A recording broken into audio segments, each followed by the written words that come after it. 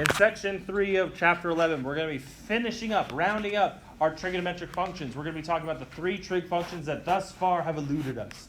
We're going to be talking about what are called the reciprocal trig functions. But before I do that, quick little recap and review of the 3 that we know thus far and the different ways you can interpret it, primarily through the unit circle.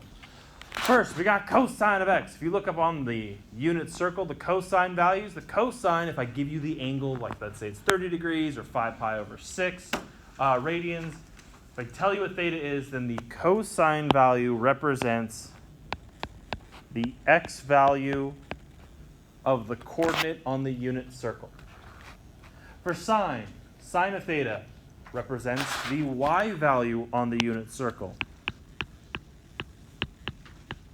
Tangents, where it starts to get a little bit more tricky, because tangent can be defined either with the coordinates or as the base trig functions sine and cosine. Tangent is the same thing as the sine of theta divided by the cosine of theta, which is equal to the y value in the coordinate on the unit circle divided by the x value. This is stuff we have discussed before. What we are going to be doing today is I'm going to give you 3 new trig functions. These trig functions are called the reciprocal trig functions because they are the reciprocal of these 3 trig functions that we have already tackled. The first one is called secant. That is spelled S-E-C-A-N-T. Secant is said to be the reciprocal of cosine. So that, by definition, is going to be equal to 1 over the cosine of the angle theta.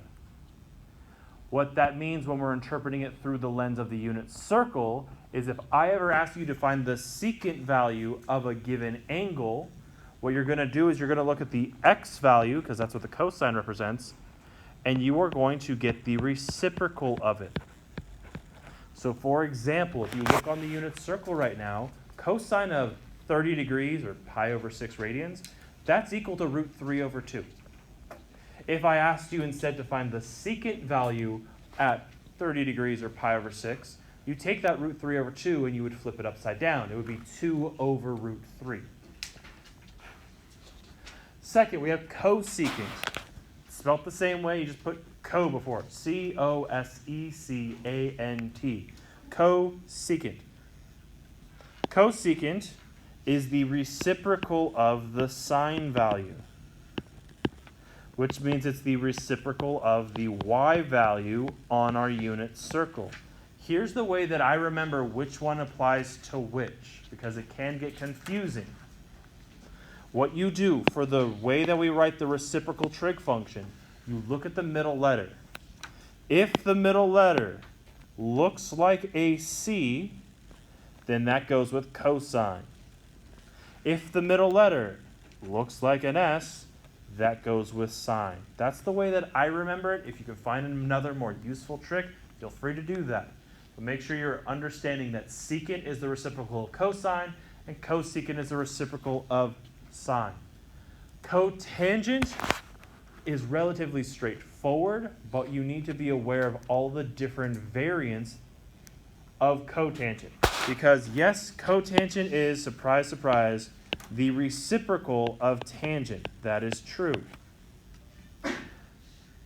But there is another variation that'll be a lot more useful when we start simplifying trigonometric expressions, which is recognizing that this is the same thing as cosine of theta divided by sine of theta. Tangent was sine over cosine, then cotangent will be cosine over sine. That means that this is equal to the x value divided by the y value.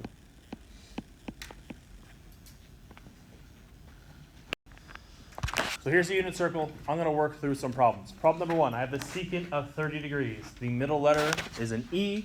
An E looks like a C. So we're talking about the reciprocal of the cosine. Cosine is the x value. So I'll look for 30 degrees. Here's 30 degrees. That's this dot, which corresponds to this coordinate. Secant is the reciprocal of cosine, therefore I look at the x value, and I'm going to flip that root 3 over 2 upside down. So instead of root 3 over 2, it is going to be 2 over the square root of 3. I do not like radicals in my denominator, so I'm going to have to simplify this by multiplying the top and bottom by the square root of 3 to rationalize it. That will get me 2 root 3 over 3 as my final answer. Problem number 2, I have the secant of 3 pi over 4. I'm going to find 3 pi over 4, which is right here. I'm looking at the secant value, which is the x value, so negative root 2 over 2. I'm going to flip that, and that'll give me negative 2 over root 2. Same problem as the last one. I don't like that I have a radical in the denominator, so I multiply top and bottom by root 2. That will give me negative 2 root 2 over 2.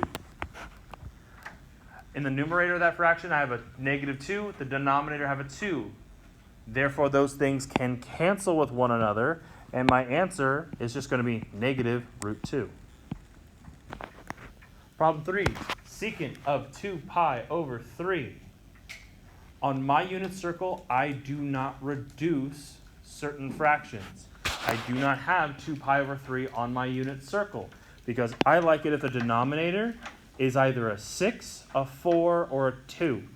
I can turn the 3 into a 6 if I double it. So I'm going to double the top and bottom. This is the same thing as asking for the secant of 4 pi over 6.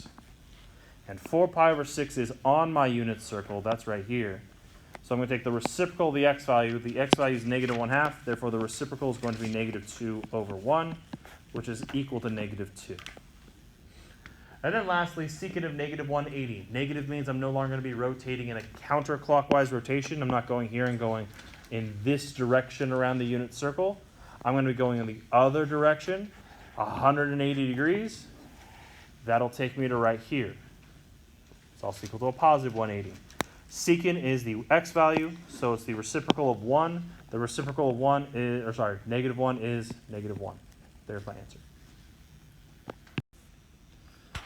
Cosecant, 45 degrees. I find the 45 degree measurement.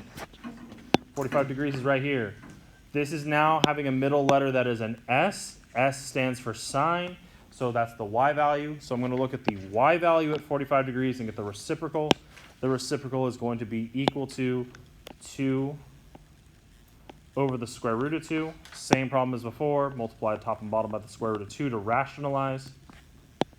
That would be equal to 2 root 2 over 2. The 2 on top and bottom would cancel because we're dividing by 2 to something that is multiplying by 2. So the answer is just the square root of 2.